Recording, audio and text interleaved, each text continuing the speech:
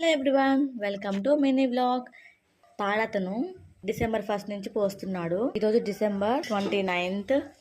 వాళ్ళు ఎక్కువ వెళ్ళట్లేదని చెప్పేసి 22 మానేశాడు. 22 వరకు ఇచ్చాడు. 23 తీసుకోలేదు. ఇక చిన్న బాబు ఉన్నాడు అని చెప్పేసి తను ఆలోచించి మళ్ళీ ఈరోజు తీసుకొచ్చి పాలు ఇచ్చాడు. నాకు బాగా గుర్తుంది. ఈరోజు ఎందుకు చెప్తున్నానంటే నేను మర్చిపోయాను, తను మర్చిపోయిన వీడియో మర్చిపోదు కదా, అందుకే ఇందులో షేర్ చేసుకుందాం, యూట్యూబ్లో అప్లోడ్ చేద్దాం చేస్తున్నా. సండే కాబట్టి ఈరోజు నాన్ వెజ్ అయితే చేస్తున్నాను.